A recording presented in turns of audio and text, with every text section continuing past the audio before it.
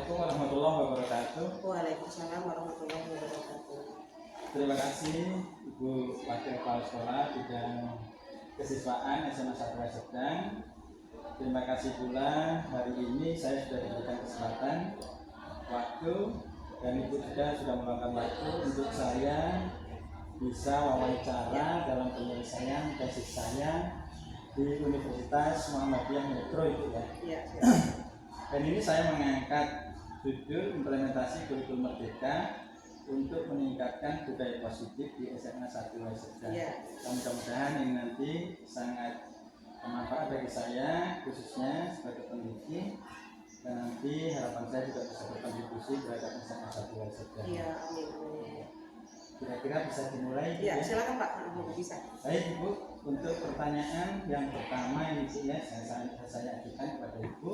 Bagaimana pengalaman Ibu selaku waka kesiswaan melihat implementasi kurikulum merdeka di SMA 1 Sedang? Oke Pak, jadi untuk di SMA Negeri 1 Sedang ini berkenaan dengan penerapan kurikulum merdeka Pak ya, itu sudah berjalan Pak. Jadi sudah mau hampir 2 tahun ini. Jadi ada fase E dan juga mulai yang di kelas 11 ini kan fase F. Jadi sudah diterapkan. Tapi untuk kelas 12 Pak kita masih pakai kurikulum 13. Kalau yang kelas 11-12 itu sudah pakai kurikulum merdeka. Jadi SMA 1 Sedang menerapkan 2 kurikulum. Yang kelas 12 masih pakai kurikulum merdeka, untuk yang kurikulum 13 Pak ya. Untuk yang kelas 11 atau fase F dan kelas 10 jadi udah pakai kurikulum merdeka. Baik, Ibu, selanjutnya bagaimana sekolah menyusun rencana dalam mengimplementasikan kurikulum merdeka? Oh iya Pak. Jadi untuk poin yang Bapak tanyakan tadi, alhamdulillah Pak, kita sudah ada tim. Jadi oleh kepala sekolah kita ada tim pengembang kurikulum. Jadi di situ sudah di SK-kan, terdiri dari beberapa yang guru-guru yang sudah profesional di bidangnya. Jadi kita sudah ada timnya khusus Pak. Jadi sudah di SK-kan, sudah ada tim pengembang kurikulum. Ya. Untuk pengimplementasian. Iya, benar-benar Pak, udah ada ya. Nah, selanjutnya Ibu, kegiatan apa saja yang dilakukan sekolah untuk mengembangkan profil pelajar Pancasila sebagaimana karena yang diusung oleh kurikulum merdeka ini? Oh iya. Jadi untuk ini sudah terlaksana Pak. Jadi di kelas 10 tahun lalu itu kita sudah ada proyek profil Pancasila ya Pak, yang sering kita sebut dengan P5. Nah, itu yang pertama itu kita mengadakan dengan tema berkelanjutan. Berkelanjutan. Jadi waktu itu dengan pengelolaan sampah. Hidup berkelanjutan dengan pengelolaan sampah, dan ternyata untuk anak-anak itu luar biasa Pak. Jadi dari sampah-sampah yang mungkin biasanya hanya dibuang atau tidak berguna, itu diolah oleh mereka dengan sesuai adanya P5 ini bisa menjadi barang yang bermanfaat, bahkan memiliki nilai jual Pak. Terus kemudian dilanjutkan lagi dengan kearifan lokal. Jadi waktu itu kita ada hortikultur ya, dengan menanam macam-macam itu Pak, sayuran gitu, karena ada yang merambat, ada yang ditanam biasa gitu kan. Dan ini nanti Pak untuk rencana di sebentar lagi ini akan ada lagi yang untuk suara demokrasi. Jadi berkenaan juga dengan nanti kita pemilihan ketua dan wakil OSIS. Jadi kita sudah ada 3 proyek yang kita lakukan. 2 yang penerapan kurikulum merdeka, yang 2 sudah terlaksana, 1 insya Allah sebentar lagi. Sudah berjalan. Sudah berjalan. Terima kasih Ibu. Nah, untuk selanjutnya dalam penerapan kurikulum merdeka apa saja tantangan dan hambatan yang dihadapi dalam pengimplementasian kurikulum merdeka di SMA 1 Sedang? Oke. Ya pasti memang ya Pak ya, setiap kurikulum itu pasti ada mungkin kelebihan, ada juga kekurangan, ada juga ya salah satunya tantangan yang jelas. Jadi jujur aja Pak, kalau di sekolah kita itu tantangannya mungkin berkenaan dengan waktu KBM Pak. Kita itu kendala kemarin ada sebenarnya beberapa masukan lah ya, kita terutama untuk KBM itu harapannya setelah kita melakukan ibadah Jumat itu ya sudah tidak ada KBM lagi.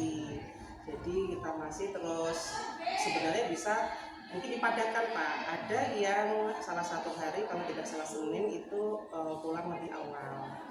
Nah, jadi untuk berkenaan dengan waktu KBM kendalanya, dan mungkin juga ada pembelajaran yang masih bagi anak itu mungkin kurang menyenangkan, monoton, model pembelajarannya mungkin yang membosankan atau yang lama gitu. Jadi termasuk tantangannya itu waktu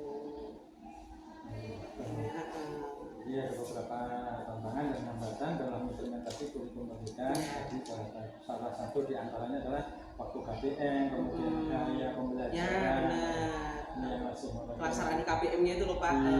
Kalau anak senang karena gurunya mungkin dia kreatif gitu kan, mungkin ya tantangan itu bisa dikurang Pak.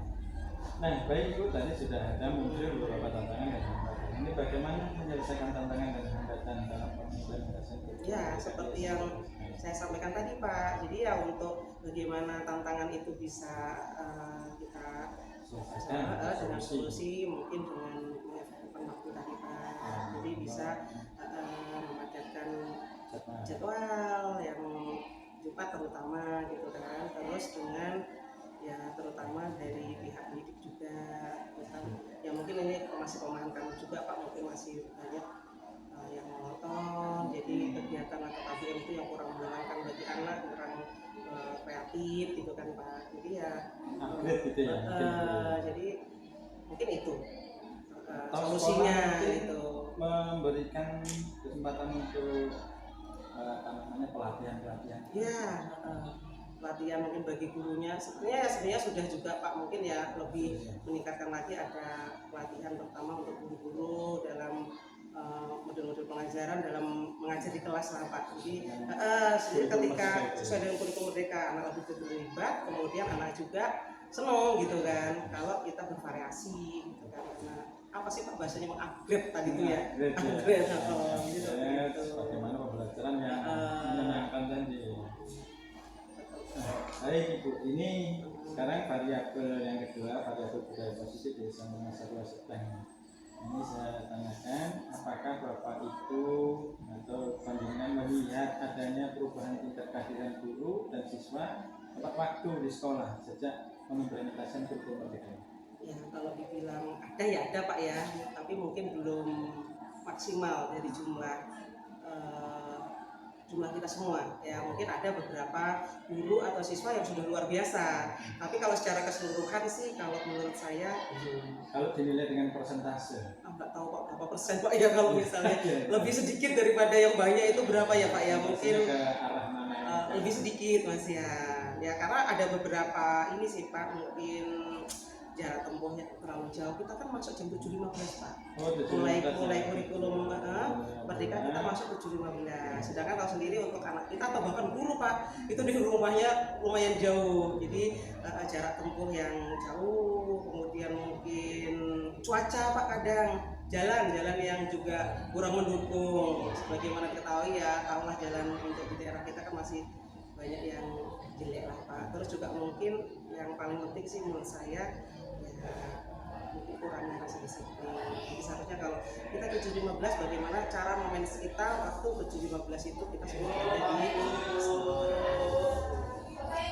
selanjutnya Ibu selaku wakil kesiswaan di sini, bagaimana Ibu melibatkan peserta didik dan komponen sekolah dalam menegakkan prinsip-prinsip dengan memberikan reward atau punishment kepada siswa atau warga sekolah ini. Ya Pak, ini pengalaman saya Pak ya. Jadi selama saya di kesiswaan itu kita dengan melibatkan ini Pak. Contoh ini yang baru kemarin Pak, dengan adanya HUT RI, kita melibatkan semua guru untuk sebagian menjadi juri, kita melibatkan anak, bahkan eskul Pak. Jadi kemarin itu kita kolaborasi semua eskul yang ada di SMA Negeri 1 Serdang dalam acara memperingati HUT RI. Jadi selain itu juga di peringatan hari-hari besar. Nah ini khusus untuk pendisiplinan siswa ini, apakah ada reward atau punishment bagi siswa yang melanggar atau reward dalam lomba tersebut tadi Pak ya, misalnya oh iya ada Pak.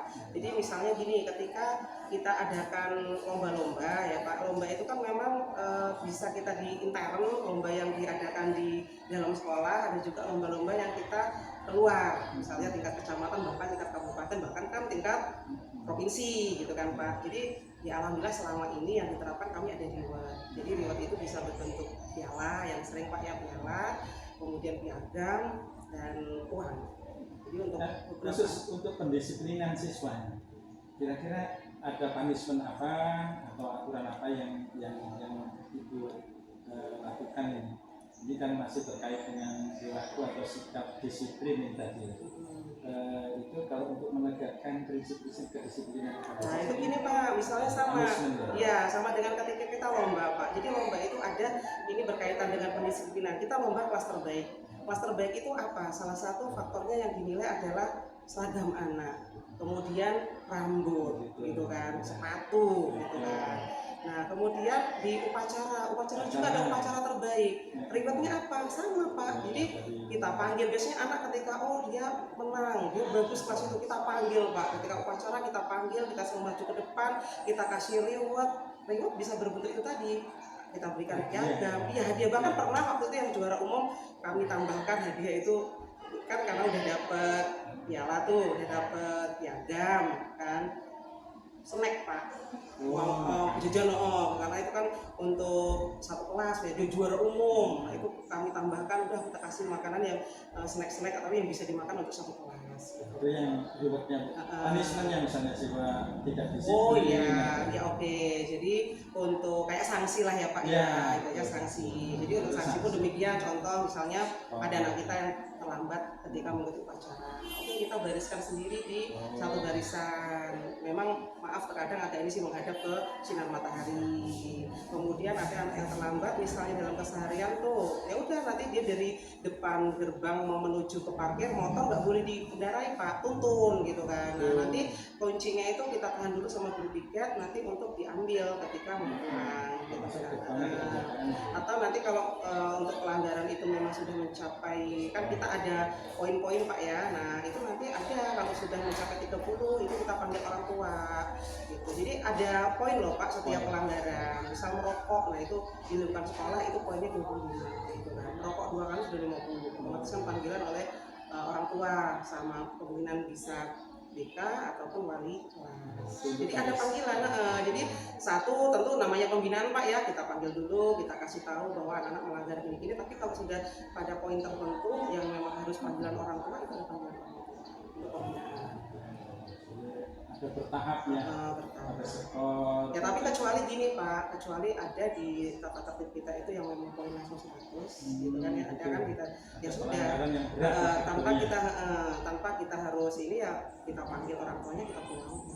Jadi harapannya dalam tata tertib untuk anak-anak yang melanggar tadi itu kita berusaha untuk menerapkan, jadi nggak sekedar tulisan. Dan itu sudah terbukti kemarin ketika poin tiba-tiba 100 ya kita harus mengembalikan ke orang tuanya sebagai bukti untuk menegakkan tatib yang Bapak bilang tadi. Terus selanjutnya Bu, strategi apa yang Ibu gunakan untuk menciptakan suasana sekolah yang kondusif dan baik dari tata tertibnya maupun dari hal lain? Ini kalau misalnya karena saya kan berkenaan dengan kekasiswaan Pak ya, jadi kami atau anak-anak memang terkadang langsung menghadap, kami pengen mengadakan kegiatan latihan gabungan. Jadi misalnya paskibra atau biasanya PMR atau pramuka, itu biasanya mereka mengadakan latihan gabungan. Oh silakan, kan kami ACC kan ya, selagi memang itu kegiatan yang sesuai dengan tidak melanggar tatib gitu kan ya. Kemudian juga ada Pak lomba persahabatan, misalnya kita di bidang olahraga tuh misalnya ada lomba persahabatan diikuti oleh sekolah-sekolah yang ada di sekitar kita, atau mungkin kadang mengundang, kita sebagai SMA mengundang dari SMP kita adakan gitu kan lomba yang kita jadi panitianya. Terus kemudian Pak kita juga kan ada kegiatan OSN, jadi anak-anak itu OSN itu yang Olimpiade Desain itu, terus yang di bidang olahraga Pak OSN, yang seni FLS 2N gitu kan. juga kita ini Pak, di SMA kita kan ada program anak-anak itu untuk biar belajar selain di dalam Pak ya, itu kita langsung terjun dengan observasi penelitian langsung di lapangan itu dengan adanya kegiatan study tour. Dan itu juga bukan semata kita memaksa, tapi kita melalui rapat Pak. Ketika itu disetujui oleh komite, oleh wali murid, nah itu kita mengadakan. Jadi hampir setiap tahunnya, memang setahun itu kita mengadakan kegiatan study wisata. Jadi langsung belajar di lokasi lah Pak ya, tahu observasi, oh ya, observasi langsung di lapangan. Nah, baik Ibu, ini sesuai indikator tanggung jawab. Nah, bagaimana upaya Ibu melibatkan peserta didik dan komponen sekolah agar menyelesaikan tugas tepat waktu, baik itu sebagai guru maupun itu sebagai kesiswaan dalam hal kegiatan ataupun mungkin pembelajaran di sekolah atau mungkin dalam organisasi. Ya, Pak, jadi untuk ini saya jawab untuk yang berkenaan dengan kesiswaan Pak ya. Jadi di sekolah kami memang saya dengan beberapa masyarakat, dengan guru-guru lah ya, bahkan komite Pak, dengan komite, dengan waka-waka, kita tim lah Pak ya, itu kami membuat tata tertib Pak. Jadi tata tertib, bahkan di situ tidak hanya sekedar tata tertib beserta dengan jumlah poinnya. Jika tata tertib itu dilanggar, poinnya berapa? Nah, jadi yang jelas satu, kita dengan membuat tata tertib. Ya kalau sebagai guru, kalau saya sebagai guru misalnya anak tugas silakan dikumpul untuk tugas kali ini minggu depan. Oke, untuk reward yang kita berikan kan anak yang mengumpulkan tepat waktu otomatis akan mendapatkan nilai yang lebih tinggi dibandingkan anak yang nyusul gitu kan, yang maksimal gitu kan. Nah kalau yang untuk sebagai kesiswaan itu Pak, jadi kita ada semacam namanya buku kendali. Jadi setiap anak itu dapat satu buku kendali, di mana di situ nanti setelah itu melalui sosialisasi dengan orang tua, kita dalam bentuk buku, setelah itu dibagikan nanti ke orang tua untuk dibaca ulang, untuk ditanda tangan. Jadi orang tua memahami, oh ternyata peraturan di SMA sedang tuh begini-begini, seandainya nanti melanggar poin ini, poinnya sekian, nanti poin 30 panggilan orang tua, poin ini lagi panggilan. Nah kalau sudah 100, otomatis ketika dipulangkan ke orang tua juga enggak komplain ya, ini karena sudah menyetujui juga. Bahkan kemarin ini Pak, ada orang tua yang mengusulkan tata tertib yang menurut kita bagus, oke, nanti kami bicarakan lebih lanjut. Jadi orang tua juga alhamdulillahnya kalau di sekolah kami itu sangat berperan juga Pak. Bahkan kadang memberikan usulan yang memang demi kebaikan anak-anak gitu kan, kayak HP misalnya minta orang tua itu dikumpul aja dulu, nanti kalau udah ini dibagi. Tapi akhirnya kemarin ya sudah, itu tergantung dari kebijakan guru Pak ya, karena kan ada mungkin guru yang nggak menginginkan pakai HP, ya silakan ditaruh dulu, simpan dulu. Ketika ada guru yang pakai HP nak, ya silakan dipakai. Tapi orang tua itu memberikan masukan yang bagi saya luar biasa. Kemarin ketika rapat itu, gimana kalau HP itu dikumpul aja biar anak-anak itu belajarnya lebih fokus gitu kan. Cuman kan ya kembali tergantung guru masing-masing gitu. Tapi orang tua sudah luar biasa. Nah baik Ibu, untuk pertanyaan selanjutnya, bagaimana upaya yang Anda lakukan untuk meningkatkan kerjasama antar siswa dalam kelompok maupun individu? Kelompok bisa organisasi gitu. Kayaknya ini tadi udah hampir ini ya, udah kejawab yang tadi, maksudnya pertanyaan yang ada hubungannya dengan tadi. Apa yang dilakukan? Tentu ya walaupun apa ya, ala kadarnya tetap selalu kita berikan reward lah Pak.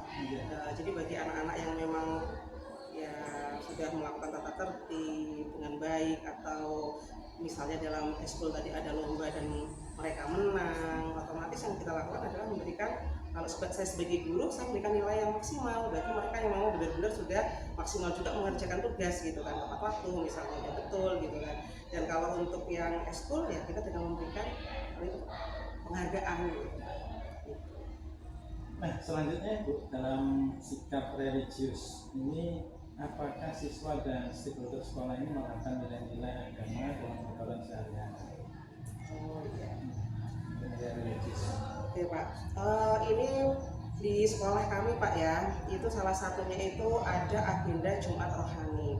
Jadi yang sudah selama saya jadi wakil kesiswaan itu sudah alhamdulillah Pak, dari semester kemarin itu sudah berjalan dengan baik. Dan karena di sini berkenaan dengan pluralisme atau agama yang di SMA kita itu tidak mengotot hanya Islam maksudnya. Jadi Jumat Rohani ini juga sesuai agamanya Pak. Jadi ketika Jumat Rohani itu yang beragama beragama Hindu misalnya itu mereka kumpul sendiri, nanti yang Kristen juga sendiri, yang Islam pun sendiri. Nah, yang kalau untuk Islam itu kegiatannya kami buat bervariasi Pak. Jadi untuk Jumat hari pertama tuh misalnya kita gema sholawat ataupun gema tilawah. Jadi nanti ada yang memandu dari anak rohis, itu kita baca sholawat bareng, bahkan diiringi sama itu rebana Pak ya. Terus kemudian ada lomba cerdas cermat waktu itu. Jadi setiap kelas kita suruh wajib lah mengumpulkan mengikuti dengan perwakilan dari kelas itu 3 orang, kita lombakan dengan melalui babak penyisihan, semifinal dan final gitu kan. Kemudian ketika ini Pak, kita Ramadan itu juga kita ketika Ramadan kita mengadakan santunan anak yatim, kita bagi takjil. Takjil ini diikuti oleh semua kelas Pak. Jadi kita buat jadwal misalnya untuk hari ini itu kelas mana yang bagi takjil. Nah, kemudian juga untuk eskul. Jadi eskul itu mereka untuk eskul kami juga ini Bu mau bagi takjil, sehingga kami buatkan jadwalnya. Kemudian ada juga pesantren kilat. Jadi ketika kita misalnya pas Ramadan nih Pak, terutama kita agenda sholat doa berjamaah, kemudian kita bagi takjil, santunan anak yatim. Kemudian juga kalau yang untuk beragama Islam itu ketika PHBI Pak. Jadi misalnya Islam itu Maulid Nabi kita mengadakan memperingati PHBI itu dengan 2 macam, terkadang bentuk lomba-lomba, terkadang kita mengundang selama rohani.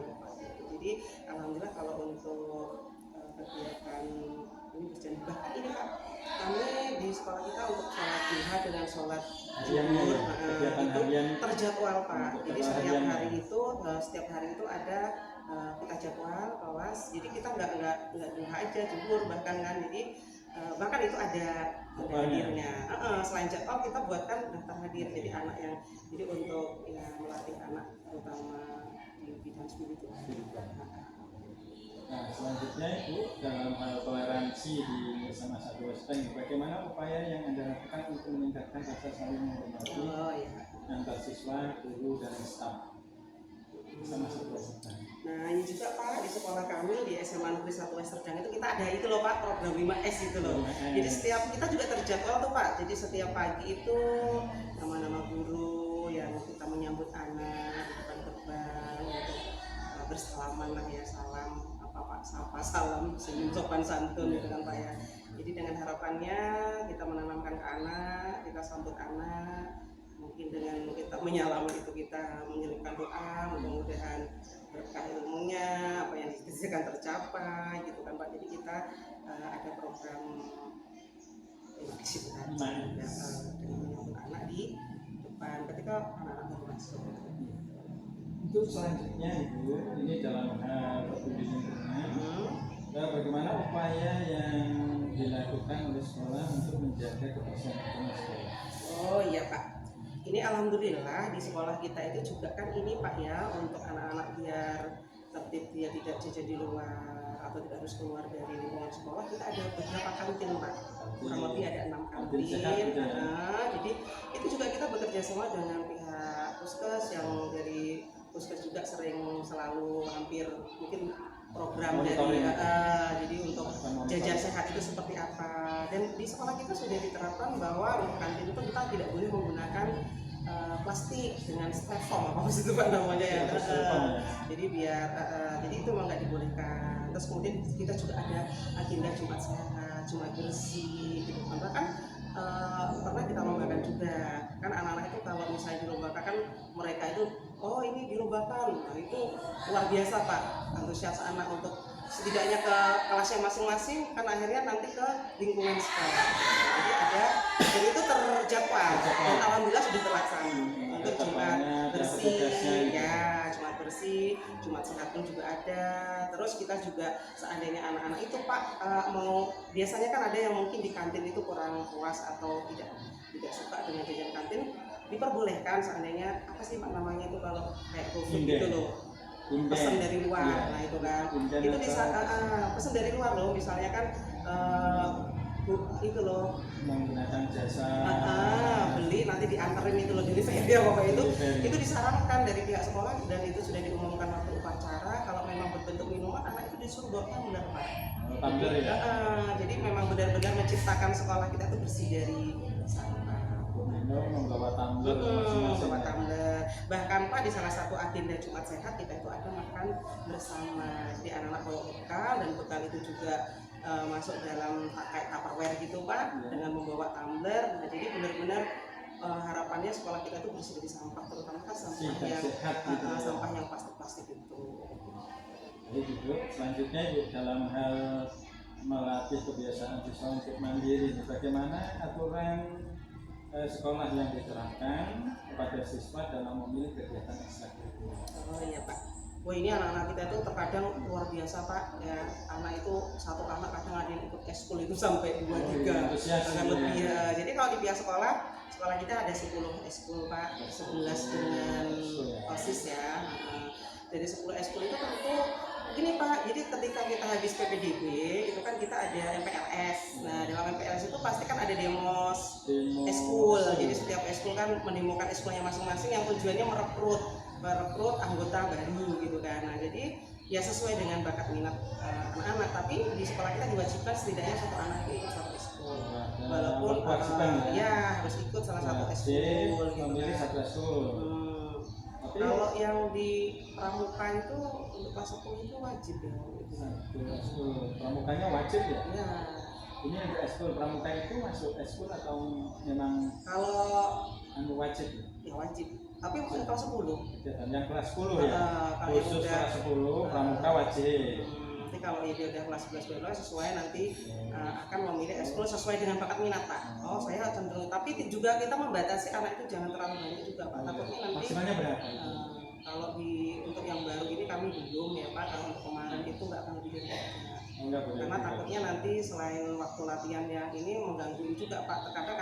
Terkadang ini seperti ini Pak, misalnya anak-anak udah ikut PMR, udah ikut kemah, ini ikut paskib, kadang izin sakit orang tuanya nelpon. Contohnya tadi pagi Pak, dia nelpon kemarin dari paskib, udah pakai baju sekolah mau berangkat malah ambruk gitu ya.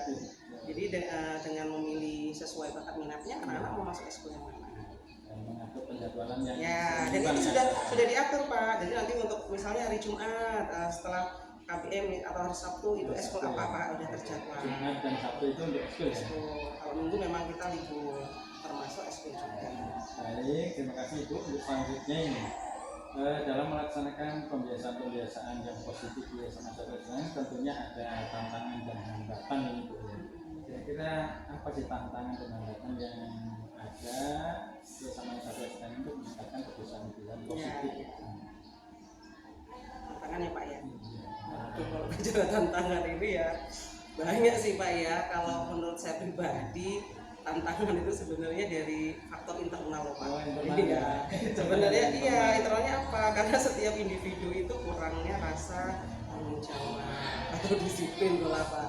Terus mungkin juga kurangnya koordinasi.